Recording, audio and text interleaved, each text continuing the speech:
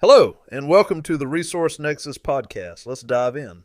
With this year's NBA playoffs approaching, now is the perfect time to talk about all-time player rankings, and more importantly, who still has room to climb the list. Right now, we've got 5 active players in our top 16 all-time, plus several others in the top 100. That means this postseason isn't just about chasing a ring, it's about building a legacy. Some guys have a real chance to elevate their place in history when the playoffs tip off in the coming months. Our rankings are based on key stats and accomplishments, but longevity matters too. A player like Nikola Jokić, just entering his prime, he's got plenty of time to keep stacking MVPs and deep playoff runs. Meanwhile, some of the guys in their early 30s, they're in that tricky phase where decline seasons are creeping in. Availability and longevity are huge when we're talking all-time greatness. Player efficiency rating is my personal favorite per-possession stat to lean on in a ranking like this. It's already adjusted for era and accounts for the rules each player competed under, comparing them to their peers. This is important when talking about decades separating some of these players. That said, it's not the only metric we're using. You'll see players with higher PERs ranked lower because it's just one piece of the puzzle. To round things out, I've included box plus minus, BPM, when available. This helped bring in some team impact stats, especially on defense. Now, I'm not a championships only guy like some people, but for reference, we've included rings as part of our Jeet Kune Do approach, a blend of multiple factors rather than a single rigid standard. Take it however you like. Let's be real, no one is actually a championships-only guy. If they were, Bill Russell, who played in an 8-team league and shot 44% from the floor, would be the undisputed D. And yet, even the people who claim rings are all that matter don't have him at number 1. So clearly there's more to the story. Titles depend on so many outside factors. The city you're drafted to, who you play with, your coach, your GM, injuries, luck, it all matters. In a team sport, players can only control their own performance. How much can you really hold it against Charles Barkley that his best teammate in his prime was Kevin Johnson and that he had to go through peak Michael Jordan? Yeah, they were the same age. Championships matter, but we focus more on what a player could actually control. Now, let's get into the top NBA players of all time. Michael Jordan versus LeBron James, the battle for number 1. We've got Michael Jordan ranked first, but if LeBron James can keep playing at a top 25 level for another 3 to 5 years, his longevity will be impossible to ignore. Honestly, it already is. Whereas Michael Jordan took breaks due to burnout, LeBron has sustained greatness for 2 decades. Jordan's first retirement was deeply personal, driven by the tragic loss of his father. But let's be real. He also retired another time while still being the best player in the world just because he was over it. LeBron has been doing it 22 years straight. I had the privilege of watching Michael Jordan live. I was a fan. I watched every game of every Bulls series in the 90s. And even as a Jordan guy, I've got to say, LeBron James might be the greatest basketball player to ever exist. If you drop LeBron onto those 90s Bulls teams under the same rules, I think he wins more than Jordan did. Likewise, if you swap Jordan into LeBron's situations, he probably ends up with a similar finals record, plenty of appearances, but more losses. And honestly, I think Jordan would have struggled more in today's game. The last decade has been a 3-point revolution. That wasn't Jordan's game. Could he have adapted? That's a debate for another day. But his natural skill set wasn't built for this era the way LeBron's is. For now, Jordan remains number 1 in our rankings, but just barely. The gap? Razor thin. If LeBron keeps stacking achievements, it will be hard to not have him first. 10 NBA Finals appearances and counting for LeBron James. Jordan is the points per game king. LeBron is the all-time scoring champion. Both were elite defenders in their primes. They've combined for 9 MVPs, Jordan with 5, LeBron with 4. And now, Doncic joining the Lakers could be exactly what LeBron needs to extend his championship window. He'll still be a major piece, but having Luka as the icebreaker in front of his ship, that could keep him going even longer into his 40s. And the debate, it's far from over, it seems, the way he continues to play. For the record, it's not even close what he's doing and what we saw Jordan or anyone else in the sport do at 40 years old. Third, Kareem. While his numbers don't quite hold up across the board, that's at least partly because the man played until he was 42 years old. One of the few NBA players to last that long. Even at 38, he was still first-team All-NBA, which is insane. But yeah, some of those later years brought his overall career stats down. That said, his legendary longevity is exactly why he held the all-time scoring record for 3 decades, and for years, it was his biggest talking point over Jordan.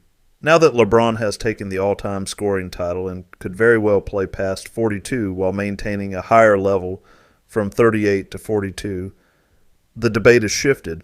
But Kareem still belongs in the conversation with Jordan and LeBron, given the championships and MVPs.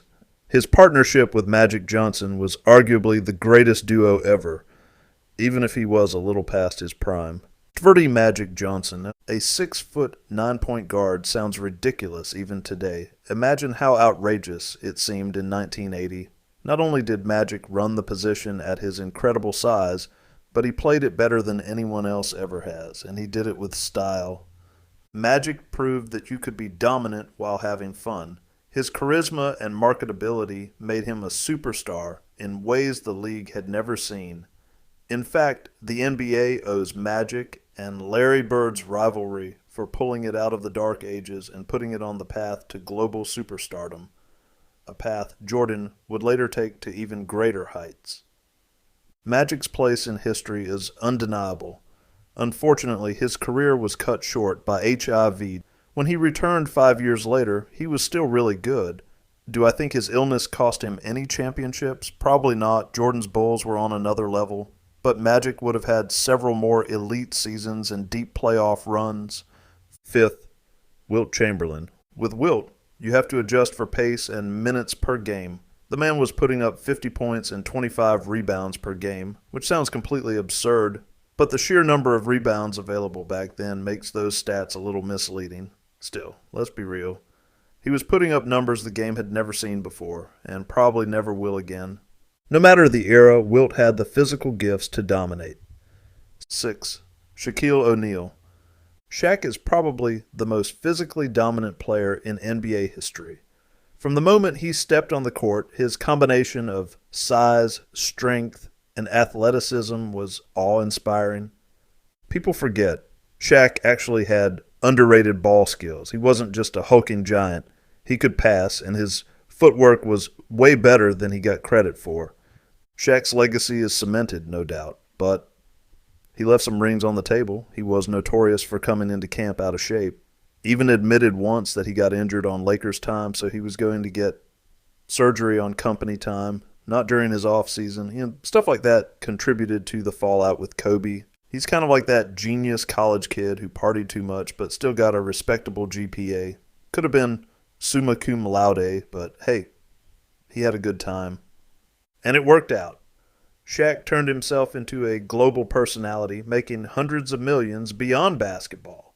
Still, if he had gone all in on his career 24/7, he might have cracked the top 5. But hey, being number 1, 6 all-time ain't bad. 7. Larry Bird. Larry Bird didn't just play for the Boston Celtics, he helped save the NBA. And what's crazy to me is how good he was, even at the very end, despite all the back issues. Bird wasn't some elite athlete with a private trainer and a yoga routine. He was every man. The guy spent his summers mowing his own lawn and pouring concrete in his driveway, and that's how he wrecked his back, doing home improvement projects like a regular dude.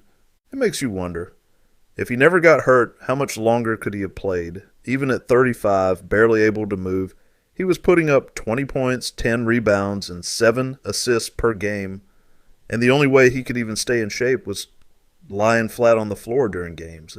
That's just insane. And here's another what if. If Len Bias hadn't tragically passed away, could the Celtics have won another title with Bird leading the way? We'll never know. 8. Tim Duncan. If Shaq was the loud, larger-than-life superstar, Tim Duncan was the complete opposite. No flash, no drama, just fundamentally perfect basketball. When he entered the league, he had the same can't-miss aura Shaq did. If you won the Duncan sweepstakes, you were set for the next 15 years. And, well, 5 championships later, he definitely delivered. He was this close to having 6, too. If Ray Allen doesn't hit that shot in 2013, Duncan might have another ring. Even at 38 years old, he was playing at a Finals MVP level when he won his last title. But here's a question. What if Duncan had been drafted by the Timberwolves instead of the Spurs? Would we still be talking about him the same way? That's the kind of stuff you have to consider when ranking the greatest players ever. 9. Kevin Durant. Durant is still going strong, and he's got time to add to his legacy. But as it stands, he already belongs here. People love debating how he got to the Warriors. Once he was there, he was the best player on arguably the greatest team ever assembled. He led them to 2 championships. And year after year, he's near the top of the league in scoring. Durant isn't done yet. And when it's all said and done, he might climb even higher on this list. But it appears this year he won't have much of a chance. Steph Curry. Curry changed the game. The way Shaq overpowered defenses, Steph warped them. He's the ultimate system-proof player. You could drop him onto any team, and he'd still be Steph. His unselfishness is why Durant fit so seamlessly into that 73-win Warriors team. But Steph also showed, before and after Durant, that he could lead a team to a title on his own. Now, let's go into another alternate reality. What if he doesn't get hurt in 2016? What if Draymond doesn't get suspended?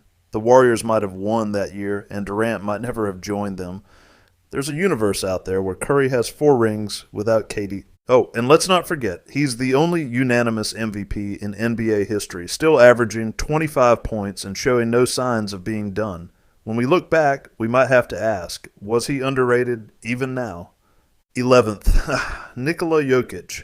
Jokić isn't just a 3-time MVP. His per-game impact is on the level of Jordan and LeBron, and after his historic 2023 playoff run, we had to move him up this list. That championship run was the year he had to prove himself in the playoffs. No more regular season stats guy talk. He finally had a healthy team, and he delivered. He now owns the #1 playoff PER in NBA history. That's not an opinion. It's just the numbers. And let's be honest, forget best passing big man ever. Jokić might be the best passer in NBA history, period. The crazy part, he already has that old man game. He could play at a top 5 level for another 5 to 7 years. He's been remarkably healthy, and if that continues, he could outlast some of his peers. If he keeps this up, he's going to force his way into the top 5 conversation each year as a chance to build on his legacy. And what is crazy is he doesn't seem to really care. If he retired tomorrow, I wouldn't be shocked. 12th, Hakeem. If we're talking about footwork, Hakeem the Dream was a masterclass in the post. His combination of strength, agility, and finesse made him one of the most polished scorers on the block, Players still study his moves to this day, but defense, that might have been his real superpower. 2-time Defensive Player of the Year, shot blocking machine, and an absolute nightmare for opposing big men. And when Jordan took a break from basketball, Hakeem made the most of it, winning back-to-back championships and finals MVPs. No asterisk needed. He earned those rings, but it's a team game. 13th, Karl Malone. With 14 All-Star selections, 2 MVP awards, and 36,928 career points, Karl Malone is the most decorated ringless player in NBA history. The mailman delivered, except in the NBA Finals, where he ran into a guy named Michael Jordan twice. Tough luck. Malone's longevity was absurd, winning MVPs and making deep playoff runs well into his 30s. He was a dominant force for 2 decades, but when it came to championships, the Bulls dynasty had other plans. Sometimes timing is everything. 14, Moses Malone. Moses Malone isn't talked about enough. The man won 3 MVPs, 3, in an era dominated by Kareem. That alone speaks volumes. He's also the only player to win back-to-back MVPs with two different teams. After carrying the Rockets in '82, he joined the Sixers, where he won a championship finals MVP and proved that sometimes all you need is a little help. Shout out to Dr. J the 15, David Robinson. David Robinson looked like he was sculpted out of granite. At his peak, he was one of the most dominant big men in NBA history, a relentless defender, a high-level scorer, and an all-around nightmare for opponents, but he didn't win until Tim Duncan arrived. That might knock him down a peg in some rankings, but honestly, it just proves he was a great team player. Plus, let's not forget, he had a late start in the NBA after serving in the Navy. When he finally got going, though, he was a force. 16. Giannis Antetokounmpo. Giannis is still writing his story, but with 2 MVPs and an NBA championship already in the bag, his legacy is off to a strong start. Back in 2013, he was an 18-year-old mystery from Greece. Now he's one of the most dominant physical forces in the game. MVP, Defensive Player of the Year, Most Improved Player, Finals MVP. The resume is stacked. The question is, how long can he keep it up? His game relies heavily on athleticism, and history tells us that decline comes fast for those who depend on it. But even if he slows down, what he's accomplished already is enough to earn him a spot here. This season will be one of his last best opportunities to add to the legacy. 17. Kobe Bryant. Kobe Bryant, the legend, 5 NBA championships, an MVP, and a season that ranks as one of the greatest offensive performances in NBA history. In those 5 titles, he also secured 2 NBA Finals MVPs. Now, sure, Kobe did it in a way that wasn't always the most efficient compared to others on this list, and let's be real, if he had landed with a different franchise and was the only star player, would he be as high on this list? Probably not, but let's not forget the Lakers always had big payrolls and built strong teams around him. The efficiency just isn't at the level of the guys ahead of him. 18. Kevin Garnett. Kevin Garnett. When he was selected 5th overall by the Timberwolves in 1995, he became the first high school athlete in over 20 years to make the leap straight into the pros. He's one of the pioneers who paved the way for the whole prep-to-pro movement that followed. Garnett helped revolutionize the big man game, a true unicorn with 20,000 career points, 10,000 rebounds, and a 5,000 assist. You've got to wonder, how different would his legacy have been if he'd played for a different franchise? Maybe he and Tim Duncan could have swapped places. It's crazy to think about how his career might have turned out had he been drafted by a real organization instead of the Timberwolves. 19th, Charles Barkley. Charles Barkley, the round mound of rebound, wasn't just a nickname. It was reality. Despite being listed at 6'6" for most of his career, Barkley wasn't just undersized for a big man. It didn't matter he was a rebounding monster. In 1986 to 87, he averaged 14.6 rebounds per game, earning him the title of the shortest rebounding champion in NBA history during the shot clock era. But let's talk about bad timing. Barkley had the unfortunate luck of being in the same draft class as Michael Jordan, and his prime, well, that coincided with Jordan's Bulls dynasty. That's a tough break. 20. Julius Erving, Dr. J. He didn't just play the game, he changed the game. He took dunking, something big men did around the hoop, and turned it into an art form. And even though he started his career in the ABA, which, let's be honest, might have slightly hurt his NBA legacy, there's no denying the impact he had. He revolutionized the way we view athleticism in basketball. 21st, Dirk Nowitzki. Dirk Nowitzki, one of the most unexpected champions in NBA history. He led the Dallas Mavericks to a title as the only All-Star on the team, beating LeBron, D-Wade, and Bosh in their prime. That victory will go down as one of the greatest underdog stories in sports history. Oscar Robertson, the Big O. A statistical marvel. He posted mind-blowing numbers, but when you adjust for pace and consider how much easier it was to rack up rebounds in that era, those numbers don't seem as absurd. Still, Robertson was a true pioneer of the game and undeniably one of the best players. 23rd, Wade. Wade's legacy deserves some serious respect. He won a championship and finals MVP without LeBron. And let that sink in for a second. That needs to be remembered. But what's also crucial is the role Wade chose to play in his own organization when he ceded the spotlight to LeBron. And you know what? That partnership paid off big time with 2 more titles to show for it.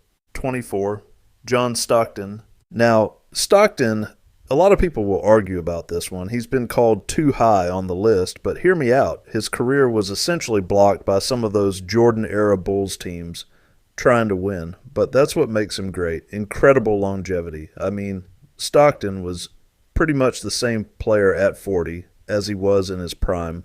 Seriously, no noticeable drop-off other than maybe playing a few less minutes. And when you're the NBA's all-time leader in assists and steals, it's tough to argue he should be any lower.